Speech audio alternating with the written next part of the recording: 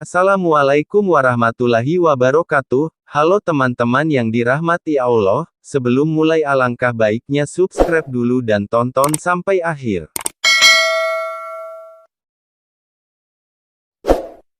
Seorang laki-laki bernama Kilab bin Umayyah bin Askar.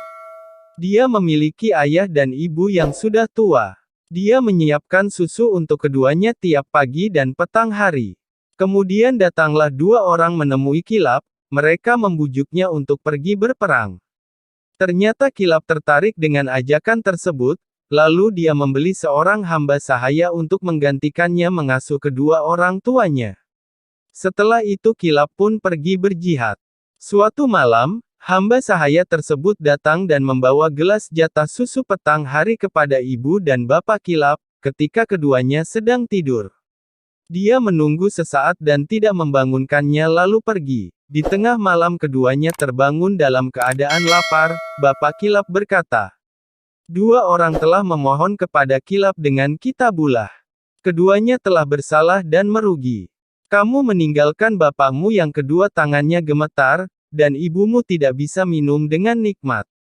Jika merpati itu bersuara di lembah Waj karena telur-telurnya, keduanya mengingat Kilab.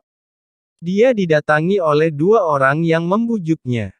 Wahai hamba-hamba Allah, sungguh keduanya telah durhaka dan merugi. Aku memanggilnya lalu dia berpaling dengan menolak. Maka dia tidak berbuat yang benar. Sesungguhnya ketika kamu mencari pahala selain dari berbakti kepadaku, hal itu seperti pencari air yang memburu fata morgana.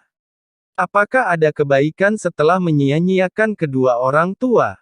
Demi bapak Kilab, perbuatannya tidak dibenarkan. Jika ada orang luar Madinah yang datang ke kota Madinah, Umar bin Khattab radhiyallahu anhu selalu menanyakan tentang berita-berita dan keadaan mereka. Umar bertanya kepada salah seorang yang datang, "Dari mana?" Orang itu menjawab, "Dari Taif." Umar bertanya, "Ada berita apa?" Orang itu menjawab, "Aku melihat seorang laki-laki berkata, laki-laki ini menyebut ucapan bapak Kilab di atas." Umar menangis dan berkata, "Sungguh Kilab mengambil langkah yang keliru." Kemudian bapak Kilab, Umayyah bin Askar dengan penuntunnya menemui Umar yang sedang di masjid. Dia mengatakan, "Aku dicela. Kamu telah mencelaku tiada batas, dan kamu tidak tahu penderitaan yang kurasakan. Jika kamu mencelaku, maka kembalikanlah Kilab manakala dia berangkat ke Irak." Pemuda mulia dalam kesulitan dan kemudahan, kokoh dan tangguh pada hari pertempuran. Tidak, demi bapakmu, cintaku kepadamu tidaklah usang. Begitu pula harapanku dan kerinduanku kepadamu. Seandainya kerinduan yang mendalam membelah hati, niscaya hatiku telah terbelah karena kerinduan kepadanya. Aku akan mengadukan Al-Faruq, maksudnya Umar bin Khattab, kepada Tuhannya yang telah menggiring jamaah haji ke tanah berbatu hitam.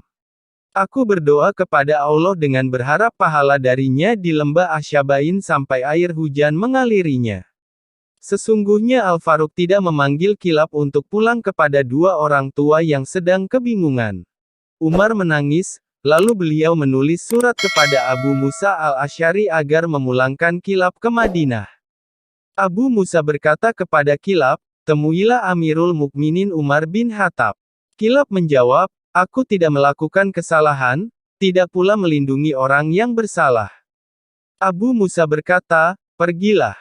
Kilab pulang ke Madinah. Ketika Umar bertemu dengannya, beliau mengatakan, "Sejauh mana kamu berbuat baik kepada orang tuamu?"